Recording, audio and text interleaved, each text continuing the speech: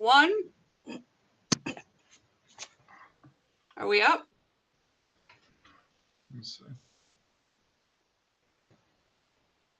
Yes. Terrific. Hi, everybody. Welcome to the board work session on budget and facilities for December 14th, 2020, our last budget and facilities and board meeting. No, not last board meeting, but last budget and facilities focus meeting for the year 2020. That makes me incredibly happy to say. I'm sure that makes everybody else as happy as me. Before we start the meeting, Mary, will you call roll?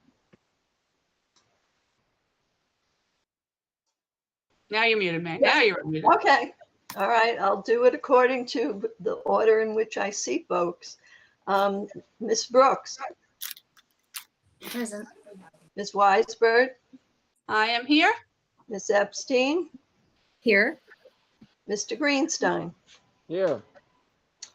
Ms. Bays. Here. Ms. Johnson. Here. And Ms. Gilliard. Here. Thank you very much. Terrific. Oh, look at that. We will. I have two. Dropping stuff. Flags. So can we all rise for the pledge, please? Nora has one too.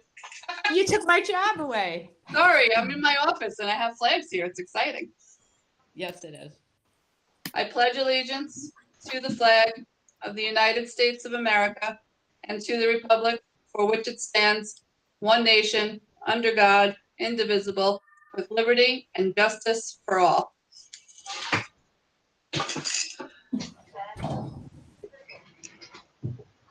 Okay. I say we get right to that agenda. So we will start with the first item on the agenda, which is the budget as it stands today. Mrs. Callahan, could you please give the overview?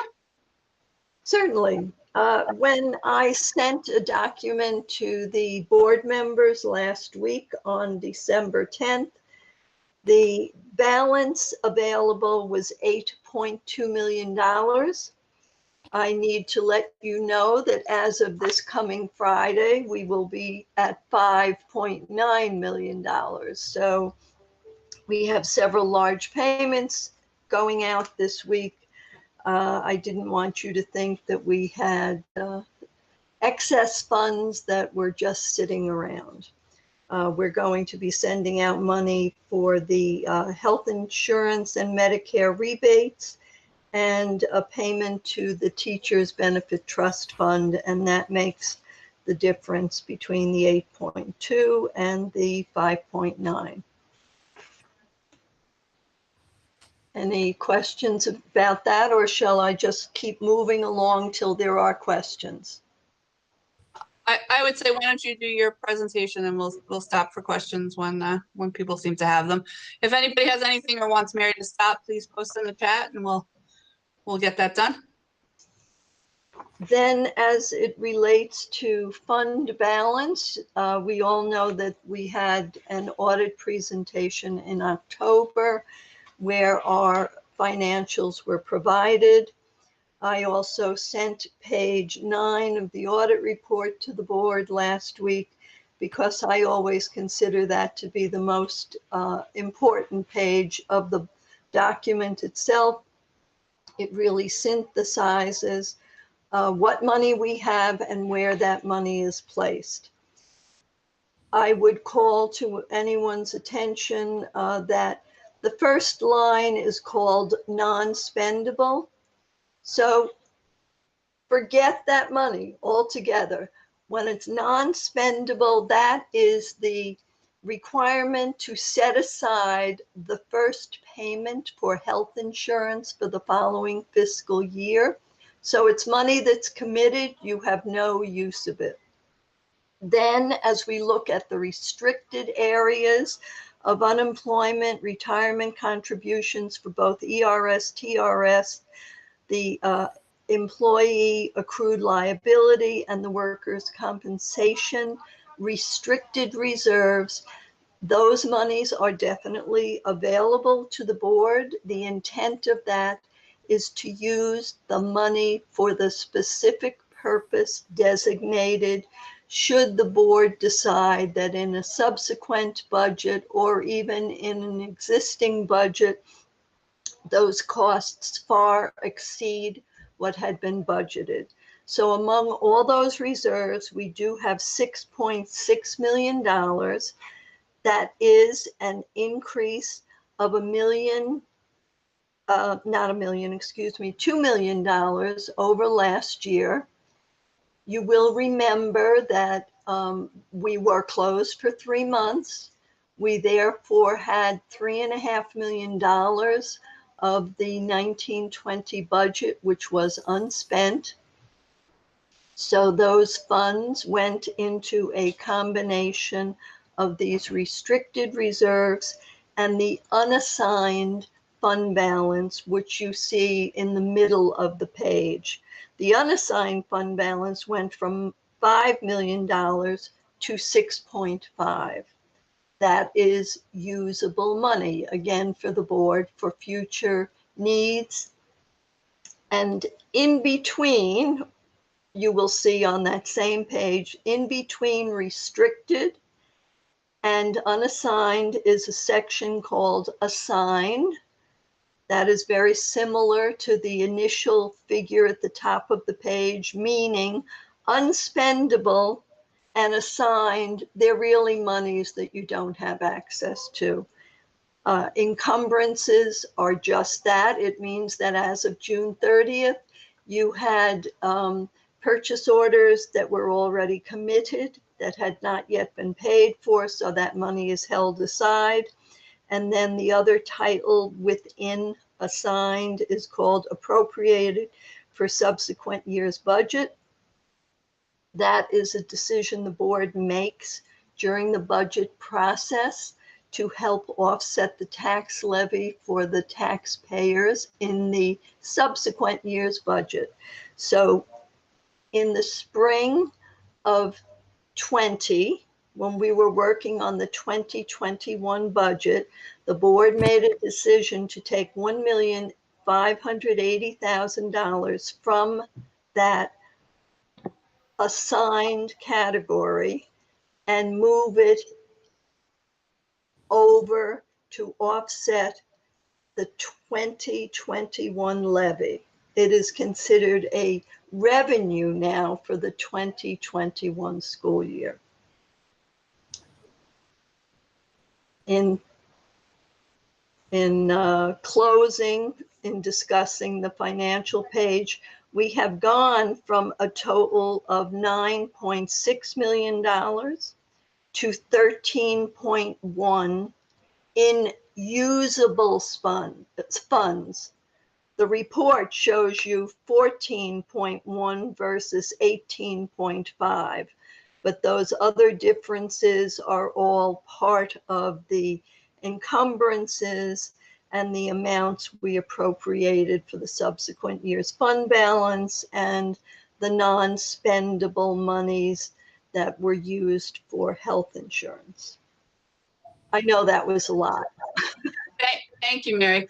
I just want to state for the public what we're doing today, and what we're starting to do is look at where we are with our budget, where we think we're going to end the year. And this is really important precursor work, because when we come back in January, we will have to start looking at the budget for 2021, 2022.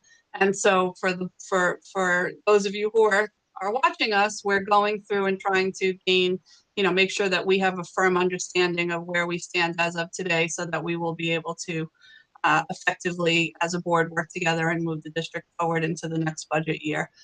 So that's what we're doing today. Before we move on to the other items, let's get some questions about the budget stuff. I see Nora. Ms. Johnson, you had your hands up, so would you like to start? Yeah, I have a question. Could you explain, Mary, under the restricted, can that be used for anything outside of those line items? It is supposed to be used for those specific line items. Otherwise, the board has to pass a resolution taking that money from the restricted reserve and moving it into the unassigned reserve. you can do that, but at this point, our unassigned is at 3.99% of the subsequent year's budget, and you are not allowed to have more than 4% Right, in that unassigned number. right.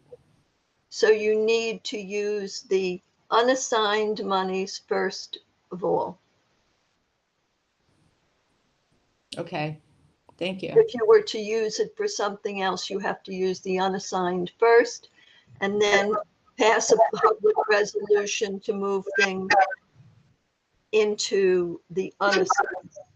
Like really take it down to 0. There's like a, what do you call it? There's some feedback. I'm not hearing it. I can hear you. We can hear you.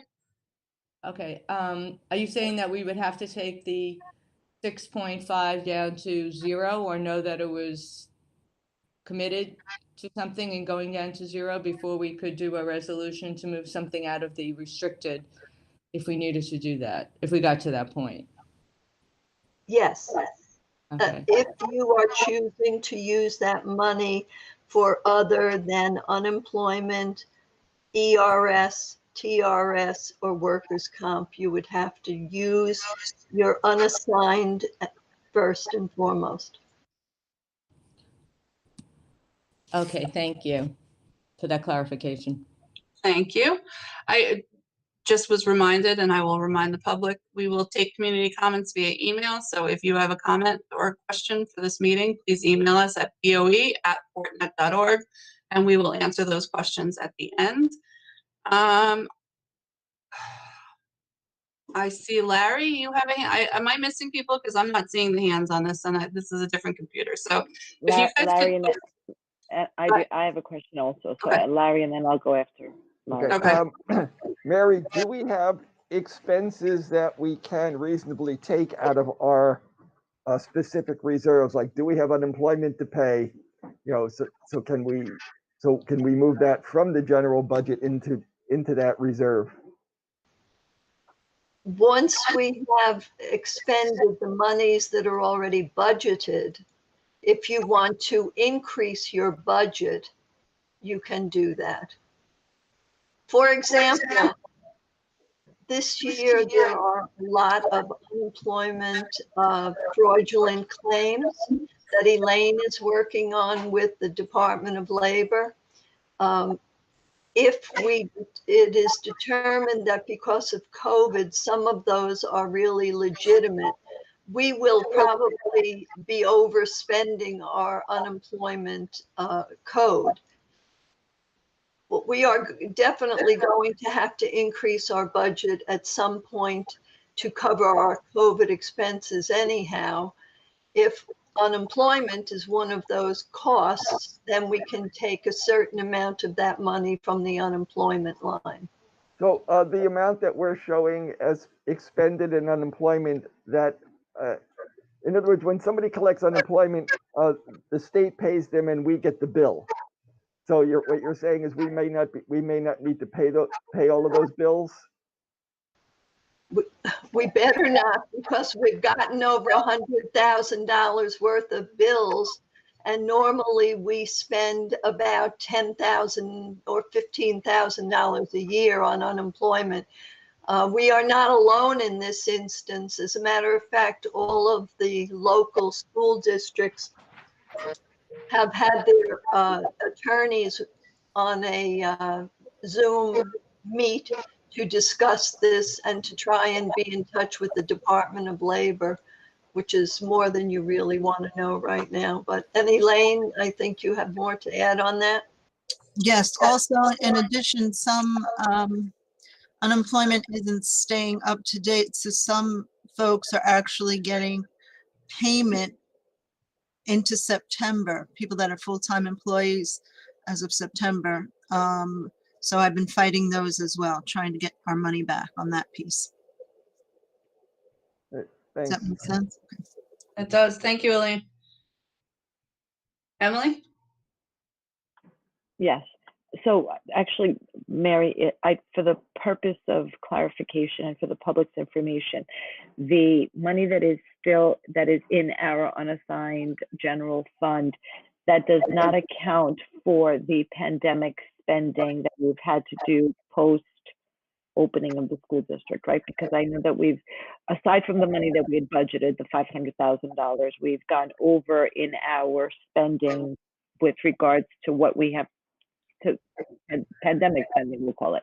So where does that money come from? Where, if you could clarify that. The money will need to come from your unassigned fund balance. The board has to pass a public resolution, which will increase the budget, and it has to increase the revenues. The revenues will come from the unassigned fund balance, therefore not having any impact on the taxpayer. Right. So when do we have a time frame on when we need to pass a resolution? And so if you could also just remind us and the public how much the actual spending has been, because right now it looks like we have $6.5 million in our general fund, and it even looks like we're at the cap almost, so we've got to move some money around. I just want to know, in fact, what is the real number once we take out the pandemic spending? Technically speaking, you have to do the resolution before your budget is totally overspent. My thought had been to wait until the governor makes a decision about state aid, because if there is any change to the state aid, not only do you have to account for the pandemic expenses, which we have not budgeted for, which right now are at $2.86 million. You would also have to account for any loss of state aid, which could be $1 million or $2 million. And that was another reason why I hesitated to do that. I mean, the board can do multiple resolutions to keep increasing the budget, but I just thought it was better to do it all at one time. Thank you. So that I'm glad you made that clarification so that we can all be on the same page. I recommend that we do a resolution in January, perhaps maybe at our second meeting in January, because theoretically the governor would have already made a decision by the end of January. I mean, that's what he's been talking about. But I also, it would help, again, for us to be, for the purpose of the public knowing and understanding where we stand budget wise, and since we will be starting our official budget season, that I think we should try to do it then. That's my recommendation, but thanks for the clarification. That rhymed, by the way. You did little alliteration there, Emily. Thank you. Julie? Yes, sorry. So thank you. Mary, just off of what Emily was asking. So I'm sorry, our total projected pandemic spending is 2.86 million, or that's our actual spending at this point?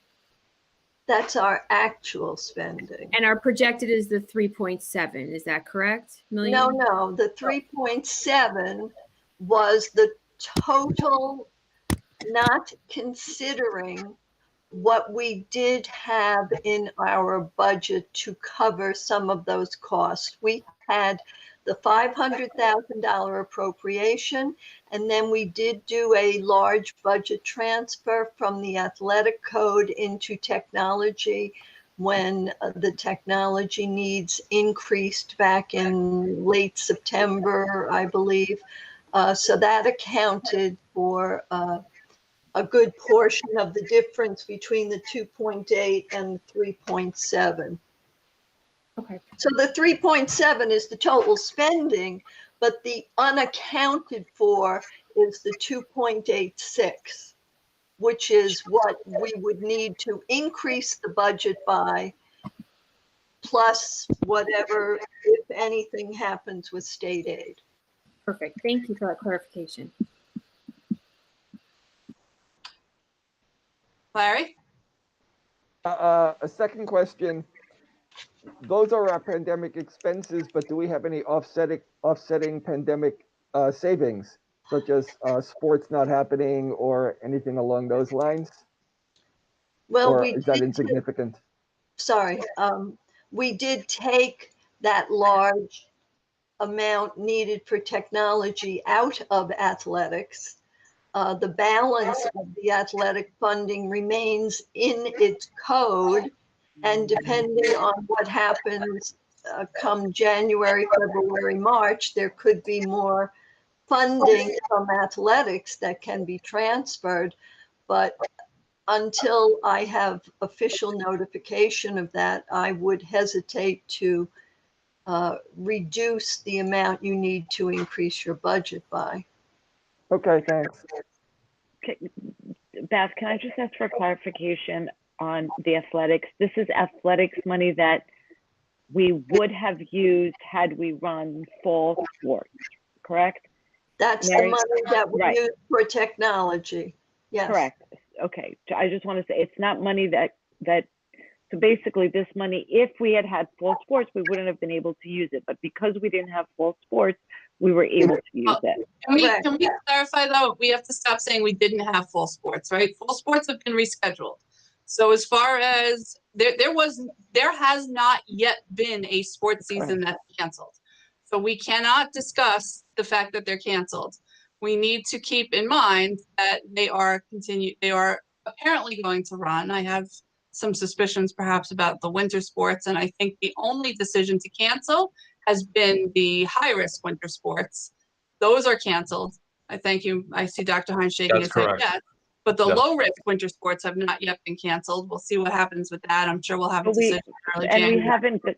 We haven't gotten official. Correct. Yeah, right now it's scheduled, but I think the question that we need to understand is where we got the Chromebooks funding from. Correct. But again, Mary, and correct me if I'm wrong, budget money gets moved from code to code all of the time. And if we need to move money back into the athletics code to run these sports, then we move money back into the athletic code to run the sports. Am I sort of? That is an accurate statement. And Emily's is also accurate in that I have on my spreadsheet made a calculation that because my expectation of fall sports not being total, that we would have saved enough for the technology transfer. And the board did authorize that transfer. If in fact we transferred back to athletics, then that $400,000 is an increase in the total amount of pandemic expenses for which we do not have monies. Which is part of the reason why we're waiting to pass this resolution, because the later we go, the better visual we will have of what that number actually looks like. Yes. Larry, I think you're next. I just asked that question. I forgot to lower my hand. Okay. Emily, did you have another question? Because your hand is still up. No? Julie, did you have anything else on budget? Nora? No? On Rachel? budget? Budget on the, I mean, we're gonna move on to the other agenda items. So on the budget or the fund balance, I'm sort of asking for some final questions if anybody has them. I have some couple questions though. Yeah, so I have a couple questions if that's all right. Then if we're talking still about budget. Yeah, please. Just for clarification, from my standpoint, I went through all your great documents. Thank you, Mary. I loved them. They were wonderful. And in looking at the budget summary, which I looked at, see, I'm being a good board member. I just have a question for the substitute line. Are the permanent subs included in that line item in the budget summary document, or are they included somewhere else as far as budgeting is concerned? They are in the substitute line, yes. Substitute line. Okay, great. Thank you. And then in talking about transportation, so we have, as a school district, we have contractual relationships with outside transportation services.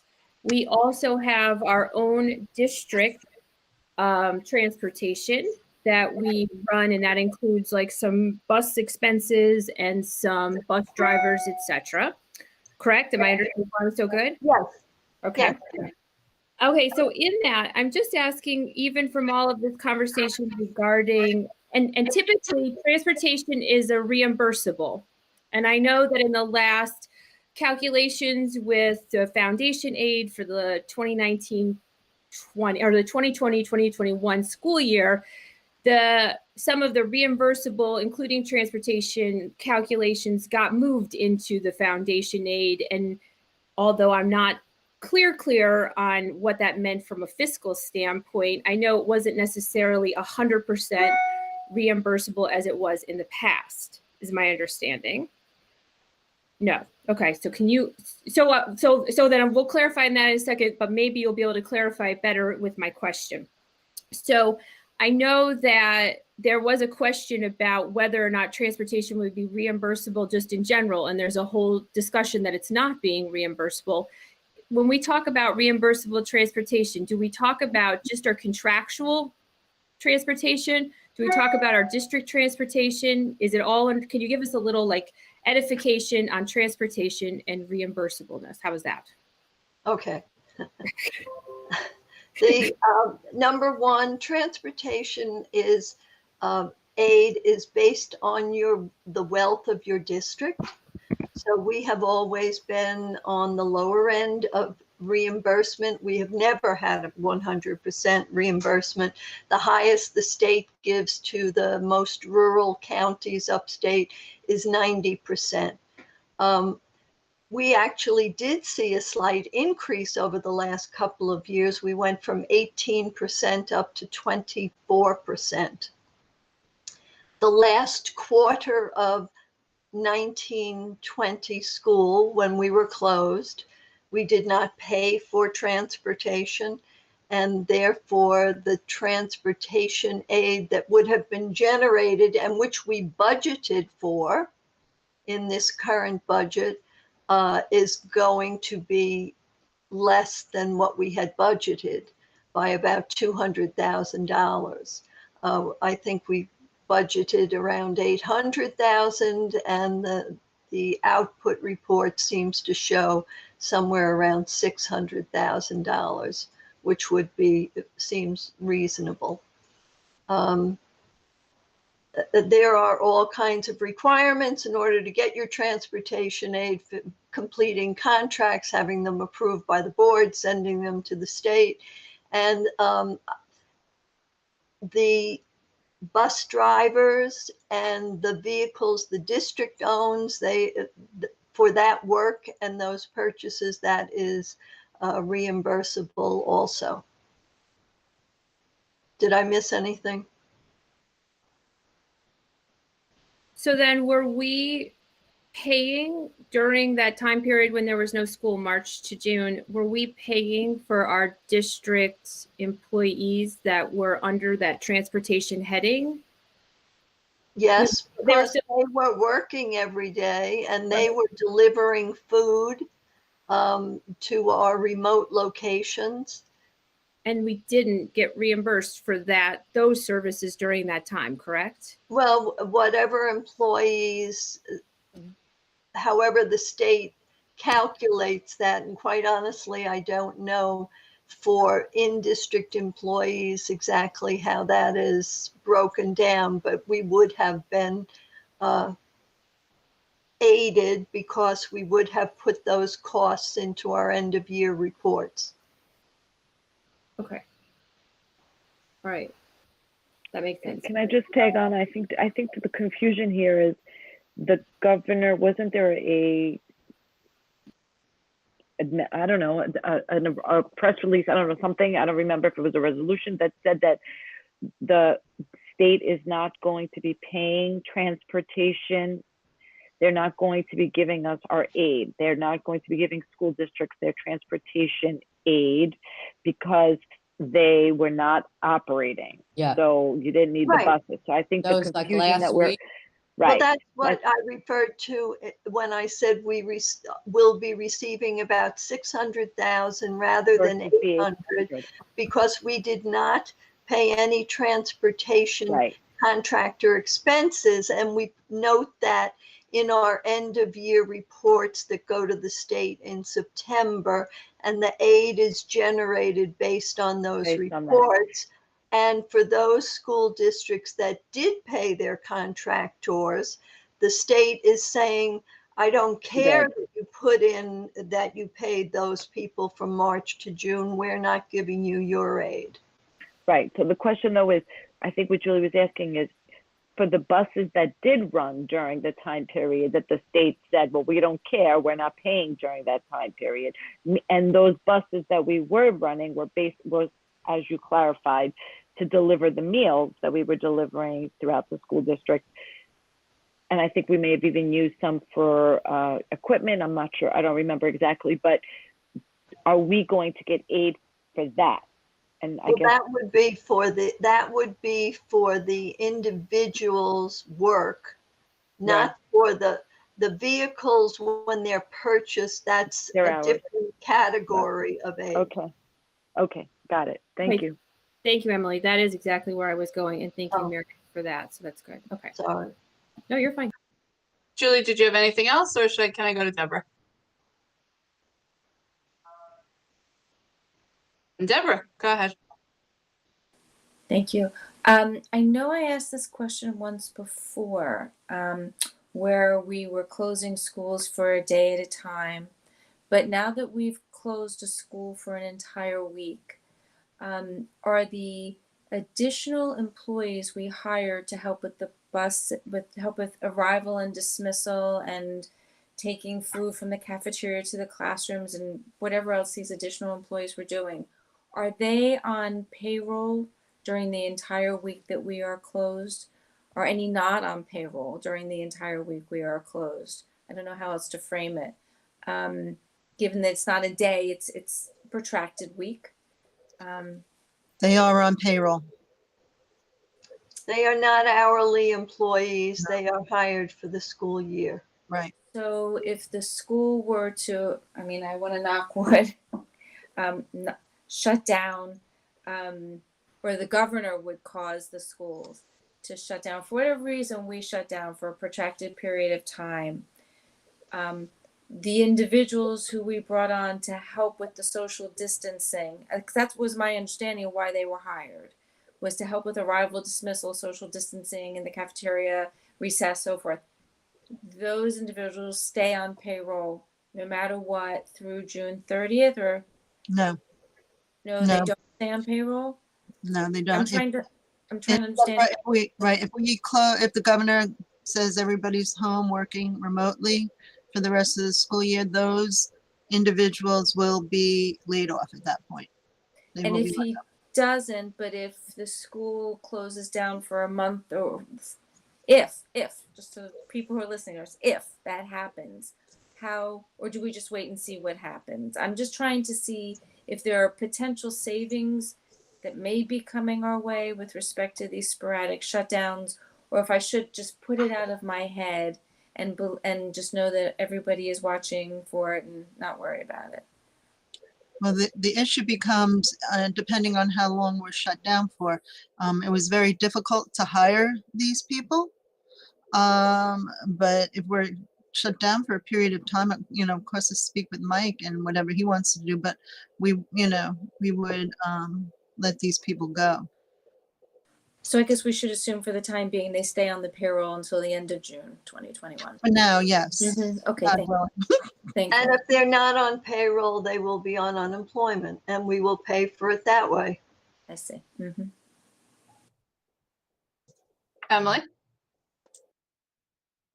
I actually was going to add the unemployment statement. Thank you, Mary.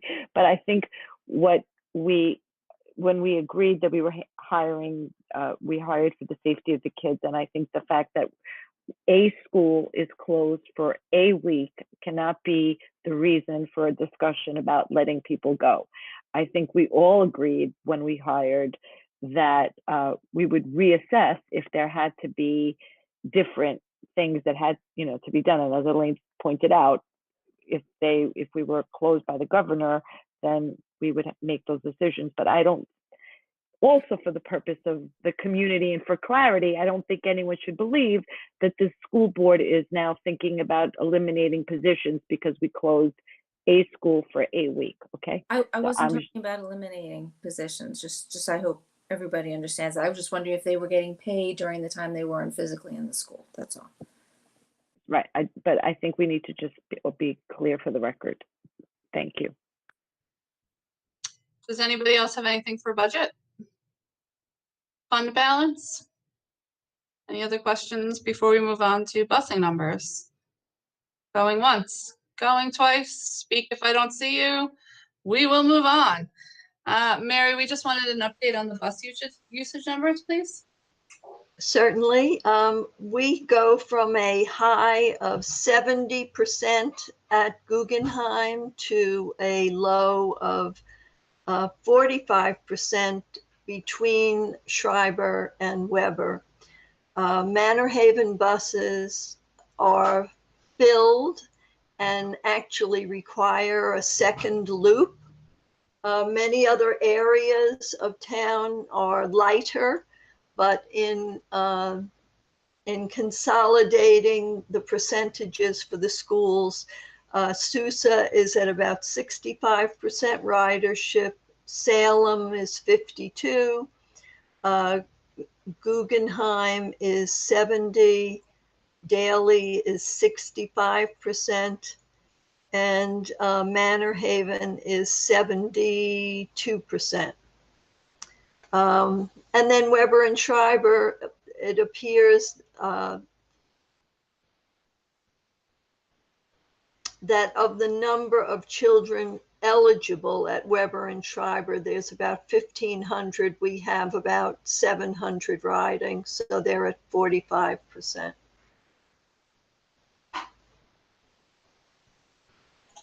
Thank you.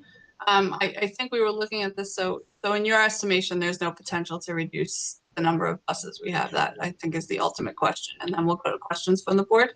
Correct, because not only is a bus used for a particular elementary run, it then circles back and does the middle school, it circles back and does the high school. So each bus does 3 runs, and you might have low ridership in Sound View area for the elementary, but you might pick up more at the middle school and then again have less at the high school. It's very, but you still need that vehicle. Okay. Larry, I think you're the first hand here.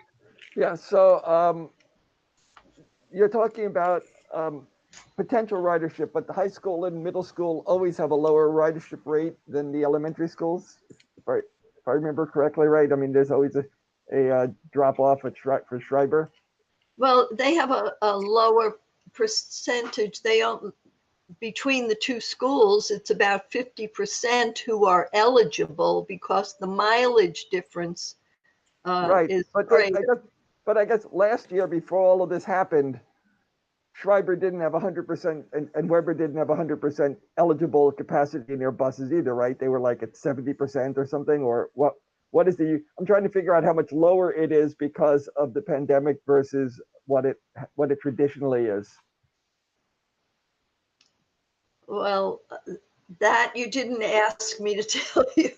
Oh, okay. In advance, but I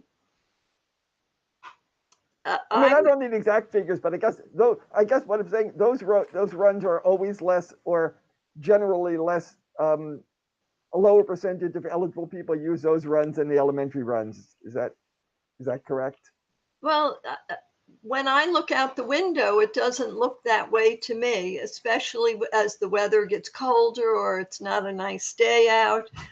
You're going to see a very high ridership on the buses for students at the middle school and the high school. Okay, thanks.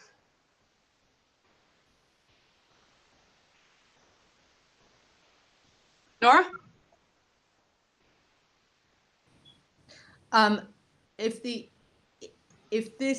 you're looking into the bus numbers just to see whether we could reduce, and the answer is no, I don't want to belabor the questions, because I was just curious if we had reduced the number rather because of the fully virtual and the hybrid in Schreiber and Weber. But if it's already like in the mix and that's not a factor in considering now whether we're knowing now that we have, the ridership that we have and we can't combine any bus routes and save any money, then it doesn't really pay to get into that conversation. But I would say when you have 70% of the assigned students at Guggenheim riding the bus, you can't really do too much more to combine. Yeah, no, I agree. And still have any distancing. Right. And are more people being driven because of, I'm just curious, are more parents driving kids because they don't want them on the buses, or is that I a think factor that's that we? definitely true. Yes. Absolutely. I think it is true. Yeah. Too, Okay. for sure. I don't want to take too much time on That's that. actually what I wanted to talk my question about. So there appears to be an enormous car line at a few of our schools, and I only say this based on experience by driving by, and particularly Sousa becomes a little bit of a burden on the neighborhood and about driving when you're not waiting on the car line. So clearly there are people driving their cars. So I don't know if there is something that we can do facilities wise to help expedite the car lines and the pickup and drop off. But I have witnessed myself some instances that seems a bit unsafe for drivers, especially if you're not waiting for the car line and you want to, try to escape it. You're on now that Sands Point Road. It becomes so I just wanted to alert, based on this bus conversation, if there's something that we can do to look into the schools and the car lines, and if there's issues that are taking place. The other thing, Mary, I think what I was going to ask is what Larry asked, and that was a comparison of the ridership this year versus last year. So you don't have that number, but if you could get that, I'd be curious to see, how much less or how much more are buses being used. I think in the very, very beginning, again, this isn't scientific data, this is just my observation, that I think the buses were probably emptier.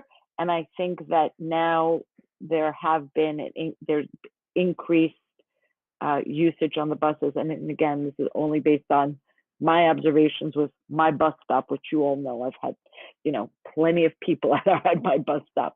But if we could look at the car line situation, because I think there may be a safety issue there. Thanks, Emily. Nora, did you have another question? Your hand is still up. No? Okay. All right. If that's all for busing, thank you, Mary. Can we move on to the update on Weber construction and when we might have occupancy of that building? Yes. I see Jim Restano is on the call too. They are working to get the necessary certificate of occupancy. I know the fire marshal has already been alerted because the hope is early January. But Jim, would you like to speak to the finishing touches that are happening at Weber? Yeah, we're moving along. Doors went in last week. They're putting flooring down. I believe the fire alarm was, there's a couple of little programming things left with the fire alarm.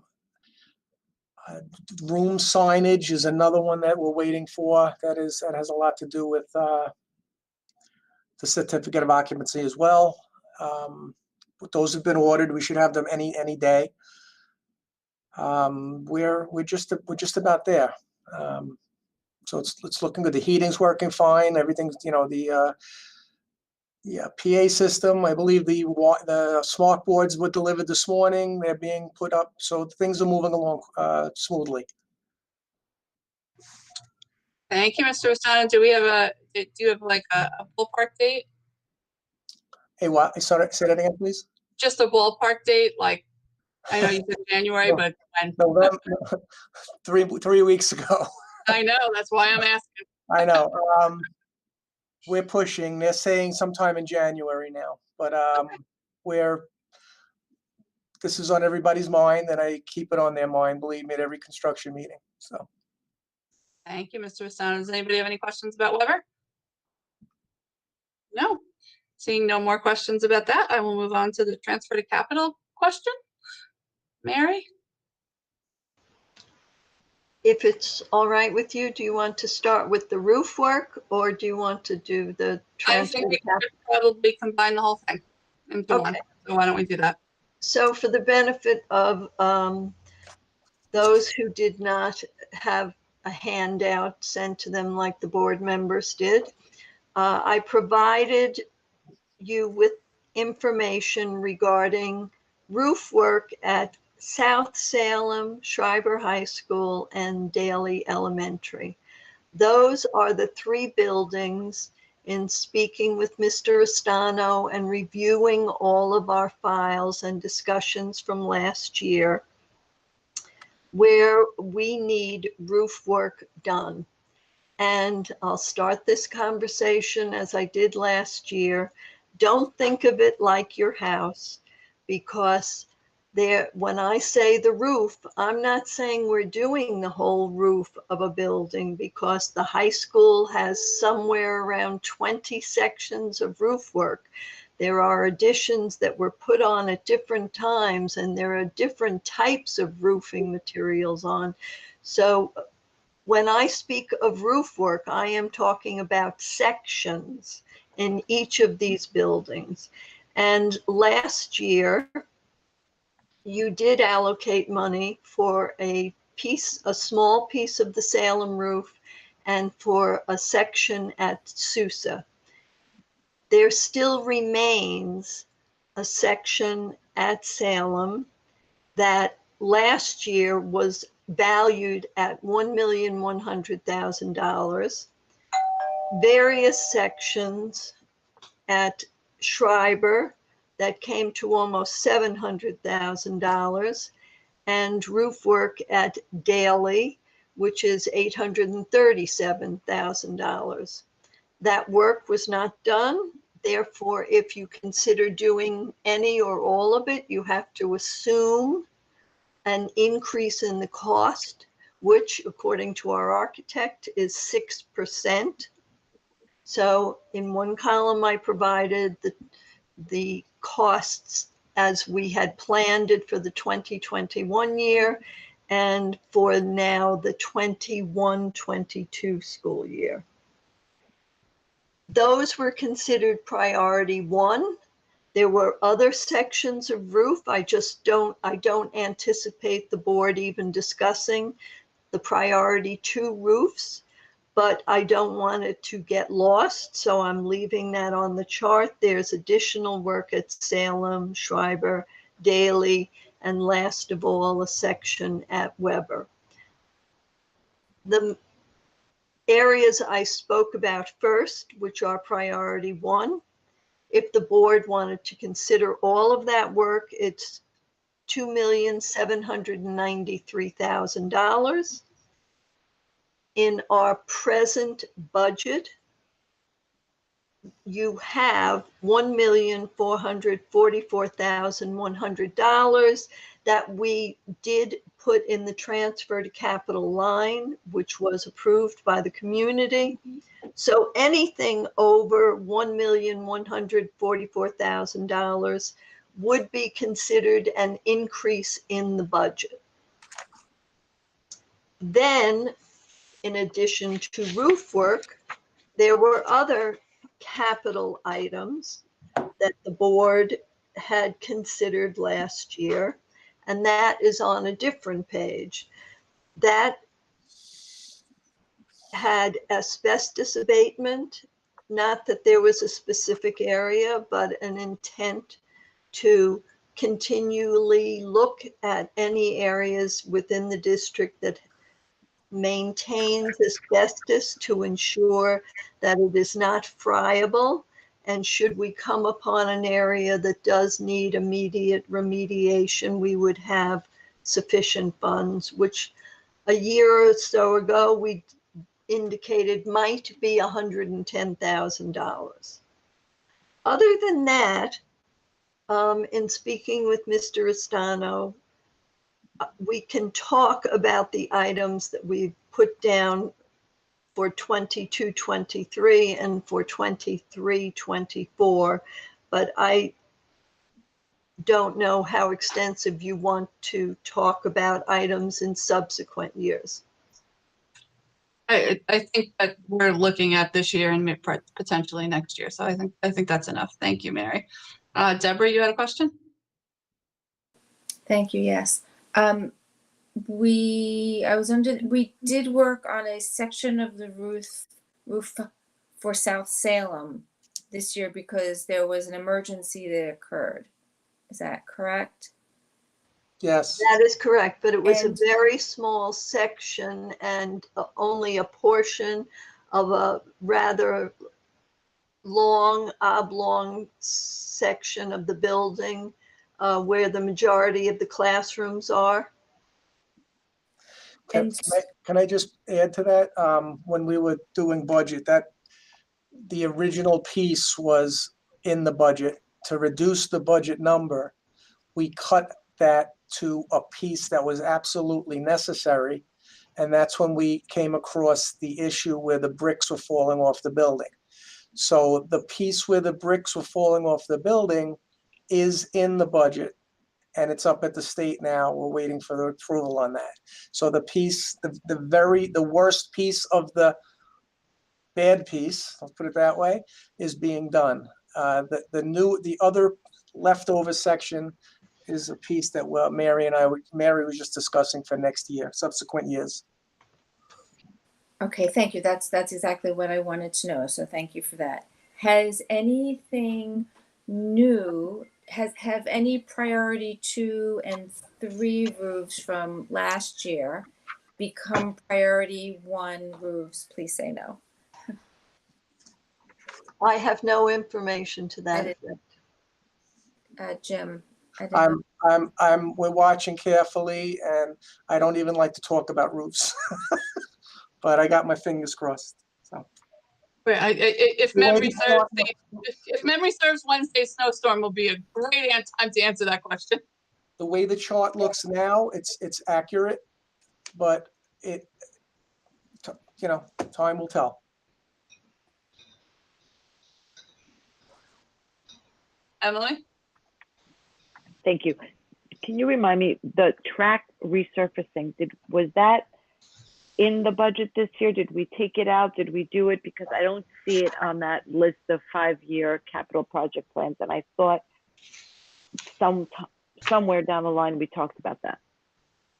We were supposed to do track resurfacing and then we took it out. It's pushed to 22, 23, and it's next. It's in Schreiber there. If you see it. Replace asphalt and provide new athletic surfacing. Is that what that is? Yes. Because then it says, I just thought it was for the tennis court. Because then it says, and that's for 5 existing tennis courts. So I believe the athletic surfacing is the track. Am I correct, Mary? I think that when that was typed up, that number, however, may have been left off. Isn't the track of $156,000 or something? I don't see that number on there. You're right, Emily. Yeah, okay. I thought the surfacing was okay, so it is missing. Because I think we did have some discussion also about the tennis courts being redone, also the asphalt of the tennis courts. So anyway, just putting it out there, let's not forget the track if and just add. I just want to spend. You see, Dr. Hines, I am spending money. I want to go on the record. The track is getting to be a priority. That is something that's sliding, and it is becoming a priority. And it's also something that the community uses, right? So it's Exactly. not just for the school district. And now we've learned during COVID, the track has become even more used since we have so many people staying at home and trying to get out tennis courts as well.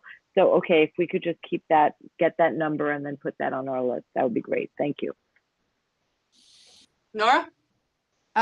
Question, The transfer to capital 2021 for the roof work, the 1.44, where is that in our budget now? Where is that where is that money parked?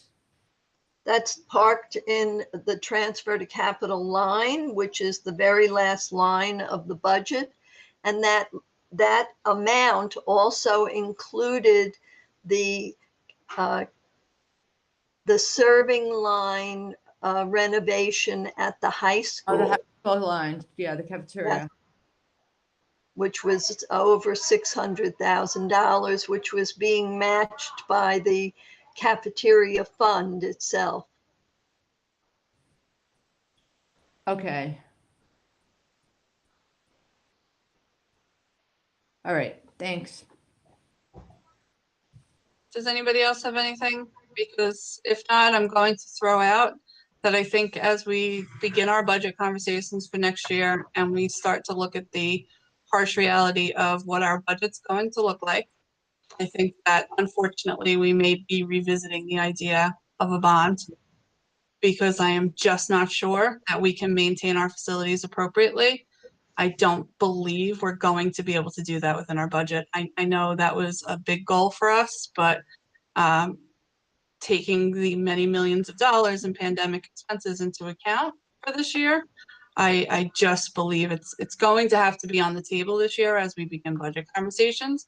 Not necessarily for a bond this year. I don't think I would vote this year, but as a long-term planning piece, perhaps for the following school year, it's something that I think we're going to just have to keep in mind that it was a conversation I think we thought we put to bed, and perhaps we did not put this to bed.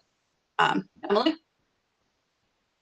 Thank you, Beth. I actually wanted to ask if we could at a later budget meeting and perhaps for next month have we were at one point calling it a roof bond, and we were discussing whether or not we would do a roof bond. I think at this point, if we were to consider any quote unquote bond, I think it would have to be called the facilities bond, because it seems that there's more than just the roofs that need to be worked on. And we have, as we've seen in this document that we were given, other projects that are down the line that should be put on. And the reality is, like you said, I think with what the COVID expenses and COVID in itself has done to school districts, and God knows what will happen to state aid, we may have to look at a bond for that type of information. So if possible, if we can get a number, and I think it's basically what you've just given us, Mary and Jim, like the spending numbers or the projections that you've already given us. If we could make sure that you go through those again and see if there's anything left out, and we can then really start talking about how we want to proceed. I think we do have to have this conversation. I agree, Beth. Agreed. And I think if we're going to have the conversation, Dr. Hines, I would ask that you and your team really look at all of the facilities, because we cannot do this in a sort of short-sighted miniature way. I think if we're going to put the time and the effort into constructing a bond and a bond process, Dr. Hines, can you weigh in? I just think we need to make sure that we're doing it and covering the things that need to be covered for at least a nice little bit of time here.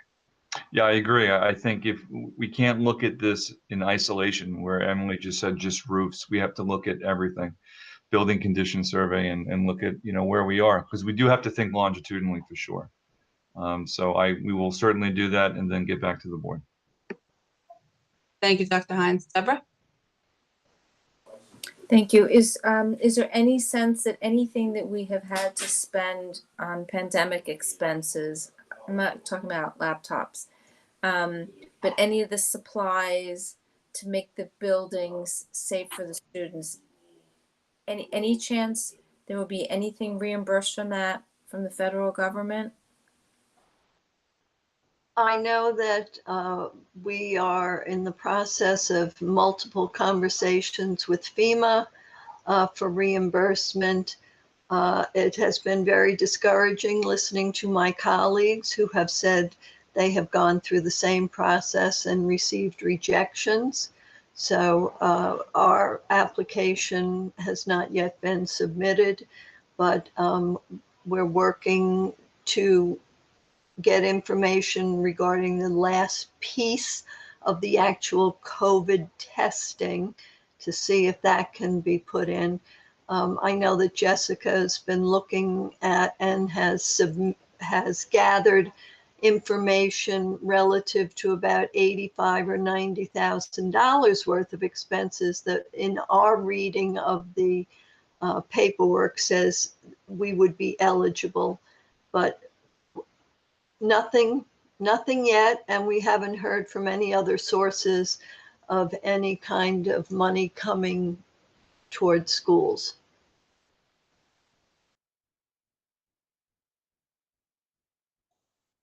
Does anybody have any other questions? No? All right. I think Rachel, Beth, I think Rachel should put it in the Just comment. unmute yourself, Rachel. Go ahead. Not a question, just a comment. I just wanted to thank you for raising this issue of a bond might be back on the table early, because I think it's important that we're giving the community a lot of notice on this. And I think we're in a pickle, right? We tried to give the community very forward-thinking relief last year. And I think we did, and I think we were very responsible with the budget.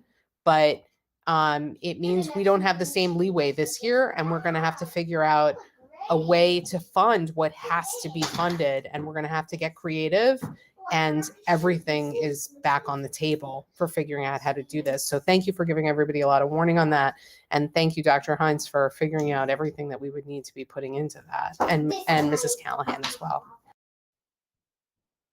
Agreed, Rachel. Deborah, go ahead. Thank you. I wanted to add to that for people who might be new to this conversation. I guess every district in the state faced the option of reopening in September or being fully remote beginning in September. And in order to reopen safely, there were things that had to be purchased and personnel who had to be put into place that weren't part of a non-pandemic school year. And so this is where we are now. And we were lucky because there are many districts that don't have the reserves to dig into to have opened their schools safely. And I'm very grateful for the team here who made sure we could do that logistically, financially. So just for people who are listening for the first time, that's why we are where we are, in my opinion. And I hope I stated it accurately without being passionate about it. So. Dr. Hines, go ahead, and then Ms. Callahan. Yeah, real quick, I promise. And I think Emily brought this up before, and it's really important to understand this. You know, we talk about the potential when we talk about the aid we should be receiving this year and how it may potentially not be as much as we're hoping for. That's not just for this year. We're talking for many years to come. The deficit in the state of New York is so massive that we have to think about these things longitudinally. So as we're crafting and developing a budget for this year, we have to really start thinking 2, 3, 4 years in advance from where we are at this point. And so I'm glad the bond was, or a potential bond is brought up or being discussed right now, because I really believe, you know, for the roof, I mean, that's just one part of what needs to be addressed facility-wise. It's just one. And so I'm glad that, you know, as Rachel said, that the community is understanding we're having these conversations, but this is for years to come as far as the pickle that we're in. Dr. Hines. Go ahead, Ms. Callahan. I simply wanted to update the board that I did have a phone call this morning from Lynn Capuano regarding the Guggenheim Field, and that they will be working with their counterpart at the Park Service to try to develop a memorandum of understanding that they will be able to bring to the board in January, and at least get a little bit closer to both sides understanding what the other one needs and getting something documented so that they get beyond just the visionary stage and get into the more practical pieces. And I did explain that ultimately the board acts in public and needs a document that spells out all the plans to protect the community and keeps us free of any liability, and that is when you are actually taking action, that you are supportive of their concept, but until we have something more definitive, we can't say that you are their partner or on board yet. And if I have misspoken, please let me know now publicly. I think you have represented the position of the board accurately, Mrs. Callahan, so thank you for that. If nobody else from the board has any questions, I will read the one community comment that has been received. Does anybody have anything?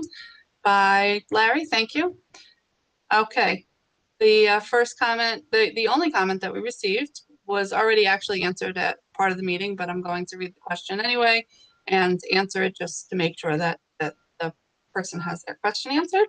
So regarding this year's budget, I've read that a lot of money was moved out of the sports budget to pay for Chromebooks. Assuming sports happen this year, is there still enough money in the budget to pay for sports?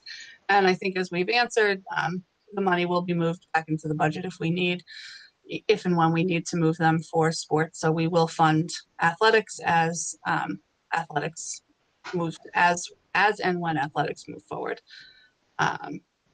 Is there anything else from anybody? As this is my last year of the meeting, I wish you all a wonderful break. I hope everybody has a wonderful holiday. I thank you, Ms. Callahan, as always. I can't believe we only have a few months left of doing this together.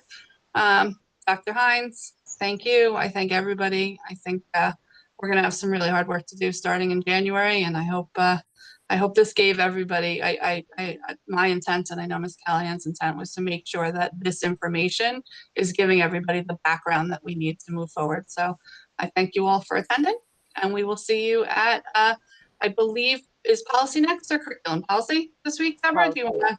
Yeah, policy. This week, I want to say 9:30 30. Yep. on Wednesday. the 16th. 9:30 on Wednesday. And Rachel, we have a curriculum? No. Not till January. Not till January, so policy is the last meeting of the year? Fantastic. Yeah. We will see you all Wednesday. I hope everybody that joined us here will join us for our policy and personnel meeting. Thank you, everybody. We'll see you Wednesday. Thank you. Thank everyone. you. Bye. Bye. Bye. Stay safe.